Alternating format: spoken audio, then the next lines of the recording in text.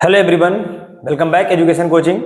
बच्चों, आज की क्लास में हम लोग बात करने वाले हैं सेंट्रल आइडिया को लेकर के। और आज की क्लास 10th के स्टूडेंट्स के लिए है जिनको ये प्रॉब्लम होती है कि वो सेंट्रल आइडिया लिख नहीं पाते हैं। और सेंट्रल आइडिया आपके बोर्ड एग्जाम में 3 नंबर का सवाल है। ये 3 नंबर आपको देखा जाएगा। ये क्वेश्चन 3 नंबर का होता है बाबू, जो कि बहुत ही आसान होता है, लेकिन आप उसको कभी अच्छे से पढ़ते नहीं है, माइंड नहीं करते हैं, सो दैट आप इसको लिख नहीं पाते हैं। तो जो भी कमजोर विद्यार्थी हमारे यहाँ या फिर जिनको लर्न नहीं हो पाते सेंट्रल आइडिया ना, उनके लिए ये वीडियो एकदम वरदान स्वरूप है बाबू। एकदम बिल्कुल ही आपको याद करवा के हम जाएंगे।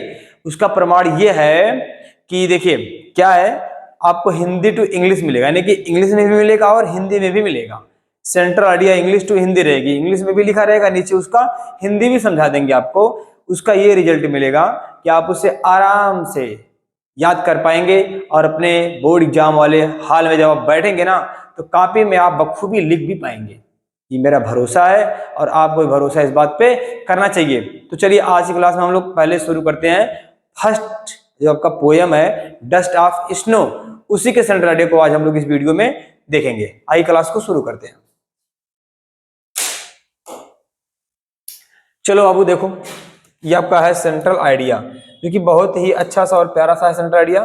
ठीक है ना, ध्यान दीजिएगा क्या कहता है ये central idea, the dust of snow. Dust of snow कौन लिखा था? डस्ट ऑफ स्नो को लिखा है रॉबर्ट फ्रॉस्ट ने। इसके अंदर स्टोरी क्या बताया गया है? इसके अंदर की जो कहानी है बाबू, कहानी हमें बताती है जो डस्ट ऑफ स्नो यानी कि बर्फ के कण, इसका जो पूरा स्टोरी, जो पूरी कहानी कविता है ना, वो बस इतनी सी है कि कवि जो है, कवि जा रहा था रास्ते से और किसी धतूरा के पेड़ के नीचे वो रुक जाता है।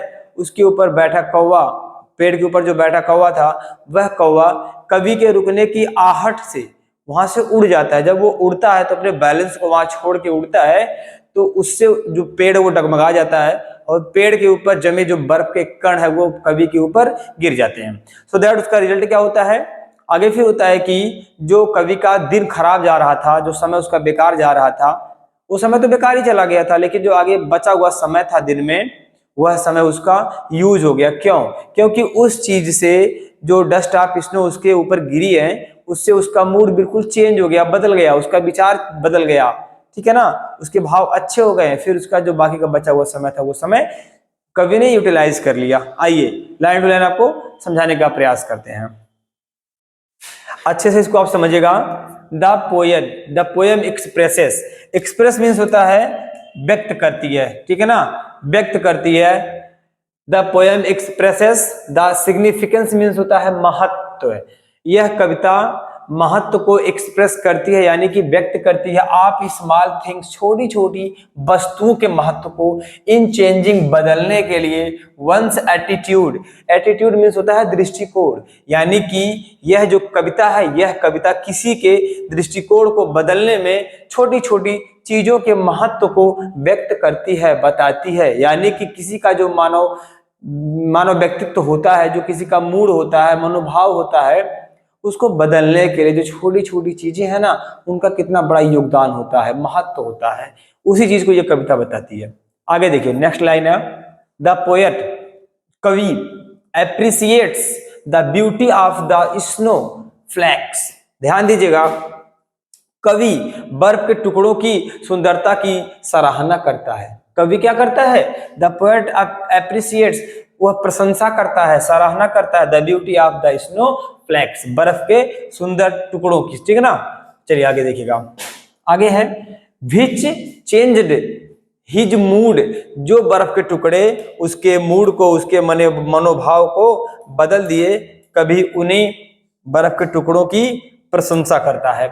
आगे देखिएगा, एंड और saved many precious moment from being wasted away, और जो उसका बाकी का समय बर्बाद जा रहा था, उस क्षण को बचा लिया उसने। यानी कि क्या कहता है, जिससे उसका मूड बदल दिया और कई अनमोल क्षणों को बर्बाद होने से बचा लिया। कौन?